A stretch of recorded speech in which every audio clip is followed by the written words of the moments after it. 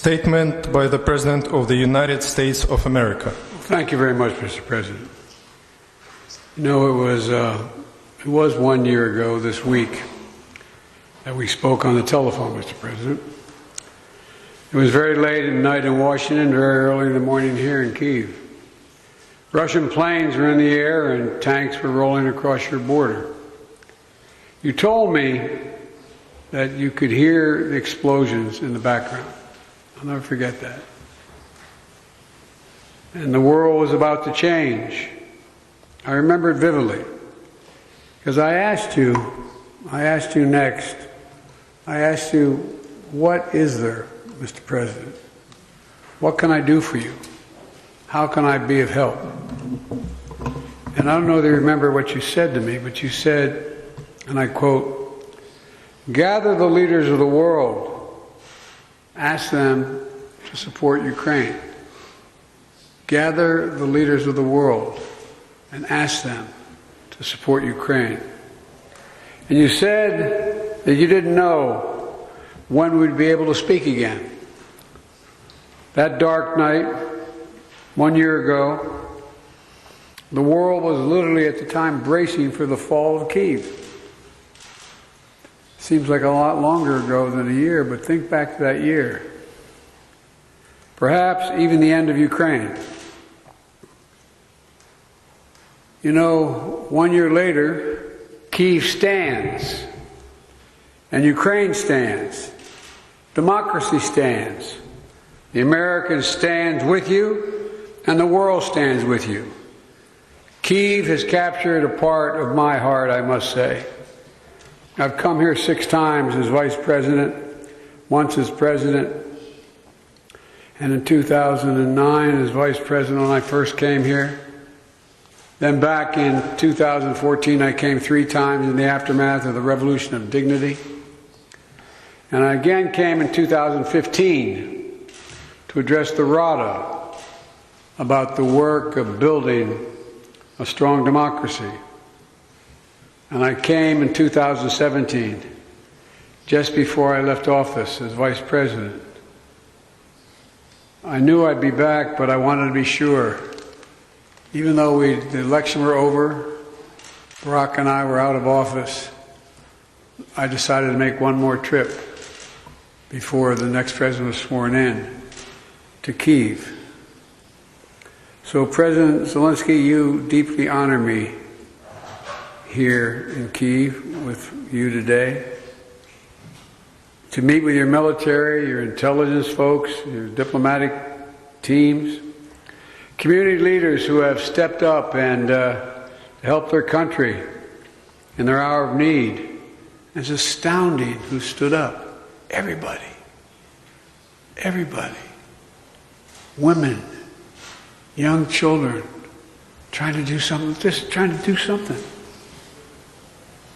Pulling people out of apartments and being shelled and literally what I think is war crimes. It's astounding.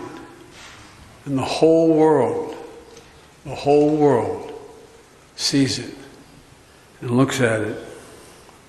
This is the largest land war in Europe in 3/4 of a century. And you're succeeding against all and every expectation except your own. We have every confidence that you're going to continue to prevail. You know, from the moment I first received an intelligence report in the fall, about a year ago, we were focused on determining how do we rally the rest of the world. How do I help you with the promise you asked me to make, to rally the world? Well, how do you succeed? How do you get a world to respond to a prosperous economy, a confident democracy, a secure and independent state? When United Americans of all political backgrounds decided that they would step up. American people know it matters. Unchecked aggression is a threat to all of us. We built a coalition of nations from the Atlantic to the Pacific, NATO in the Atlantic, Japan in the Pacific, I mean, across the world. The number of nations stood up over 50. Help Ukraine defend itself with unprecedented military, economic, and humanitarian support. We united the leading economies of the world to impose unprecedented costs that are squeezing Russia's economic lifelines. Together, we've committed nearly 700 tanks and thousands of armored vehicles, 1,000 artillery systems, more than 2 million rounds of artillery ammunition, more than 50 advanced launch rocket systems, anti-ship and air defense systems, all defend Ukraine, and that doesn't count the other $500 million we're announcing with you today and tomorrow. That's going to be coming your way. And that's just the United States in this piece.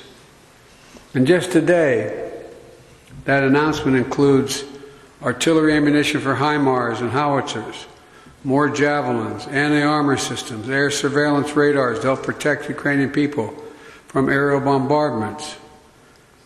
Later this week, we will announce additional sanctions against elites and companies that are trying to evade sanctions and backfill Russia's war machine. And thanks to bipartisan support in Congress, this week we are delivering billions in direct budgetary support. Billions in direct budgetary support, which the government can put to use immediately and help provide for basic services of citizens. The cost that Ukraine has had to bear has been extraordinarily high, and the sacrifices have been far too great. They've been met, but they've been far too great. We mourn alongside the families of those who've been lost to the brutal and unjust war. We know that there'll be very difficult days and weeks and years ahead. But Russia's aim was to wipe Ukraine off the map. Putin's war of conquest is failing. Russia's military has lost half its territory it once occupied. Young, talented Russians are fleeing by the tens of thousands, not wanting to come back to Russia.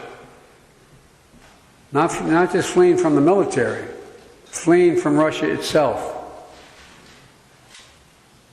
because they see no future in their country. Russia's economy is now a backwater, isolated and struggling.